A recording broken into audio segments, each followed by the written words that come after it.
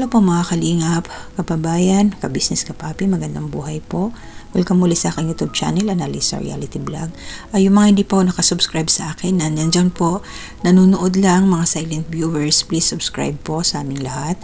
At salamat po sa suporta ninyo doon sa mga bagong pasok.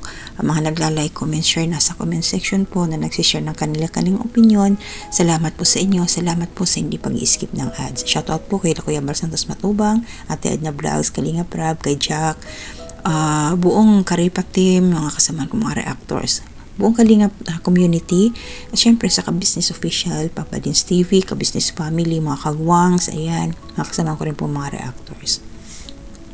So ngayon po gusto ko lang i-share sa inyo para ho doon sa mga hindi pa ho nakakapanood o nakakaalam, kasi may bagong upload si Kuya Jason 1 day ago na patungkol kay Charmaine. So ito po yung time na 2 months ago na ho ito Ito lang yung pagkakataon na naisama nila sa ilog ang batang ito, si Charmaine, para mapaliguan. Kasi doon lang sa bahay, pag pinupunta nila Kuya Jason, hindi niya ayaw magpaligo ngayon, ayan, dinala na nila. Syempre, nandyan na, tulong-tulong, shoutout kay Robilyn, ayan si Ate Reggie kasama. So, ang sakripisyo dito, grabe mga kalingap. Tingnan nyo, pati silang tatlo, lulublob din sa ilog para lang matulungan. Makikita mo talaga yung sakripisyo nilang tatlo dito, yung malasakit sa bata. Hindi basta-basta yan masasabi ko, yung devotion sa yung pagtulong, nandyan talaga, ang hirap. Kaya shout out, nakakatuwa ito si Robilyn dahil ayan, tuloy-tuloy na rin yung kanyang pagbabago. At isa to sa kaya siya sinasanay ni Kuya Jason, tinitrain siya. Kasi nga kailangan din talaga na yung mga tinutulungan nila, babae ang magpapaligo katulad niyan. Kasi yung doon sa lolo at saka yung sa uncle ng bata, yun ang asikaso Kaya ito ngayon sila, ayan, tingnan natin. Nakalimutan lang nila magdala ng tabo, kaya nahihirapan sila kamay-kamay lang para mabasa yung katawan ni Charmaine.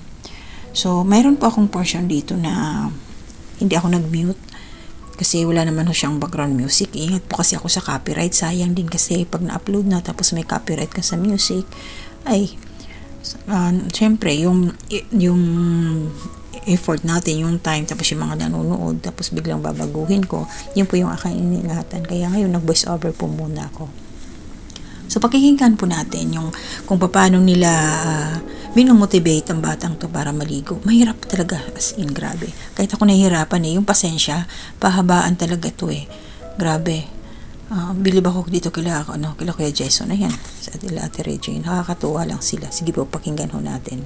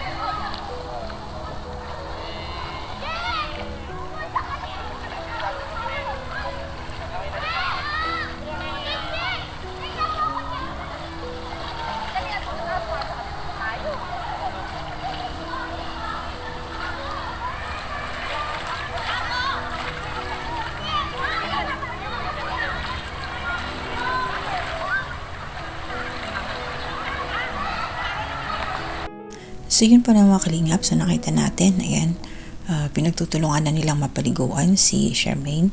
Voice over po ulit ako kasi sobrang maingay po yung background, yung mga bata na naliligo dyan sa ilog, ang lalakas po ng mga boses. So ito, ano pa rin si Charmaine ba, yung ayaw niya talagang maligo. Although yan, pinipilit nila. At mayroong akong pinagtataka sa batang to. Inahanap niya yung abo-abo. Kasi nung minsan na pinaliguan ito doon sa bahay nila, dinampot niya yung abo doon sa lutuan nila. Pinahid sa kanyang ulo. Kaya, talaga, kailangan tutukan yung isip ng batang to psychologically.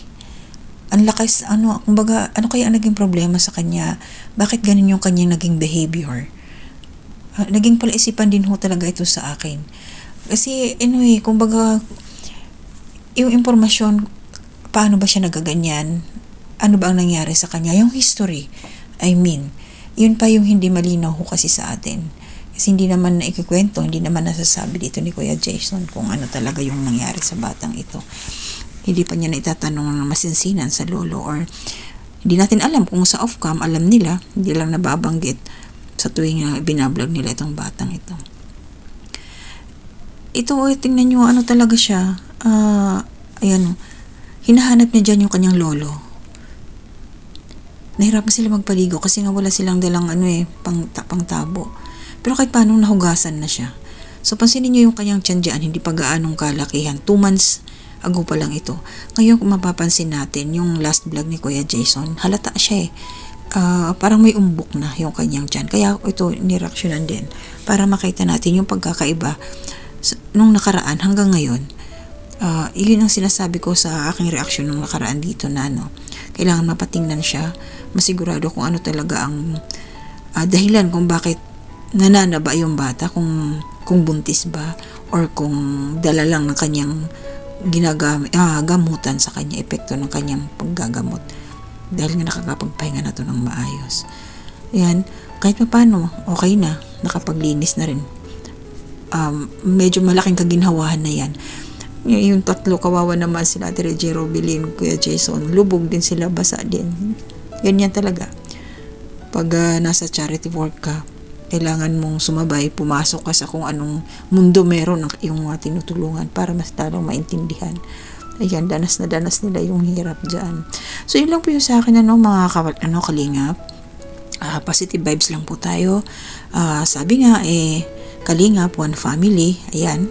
So, sana suportahan po natin tuloy-tuloy ito si Kuya Jason kasi may ginagawa po siyang facility. Titingnan ko po kung makakapaggawa ako ng reaction about doon kasi pinakita niya yung kanyang project. So mag-iingat po tayong lahat. Happy New Year po. Hindi muna ako magsa-shoutout sa inyo. Basta gabayan tayo lagi ni Lord. So hanggang dito na muna. To God be the glory.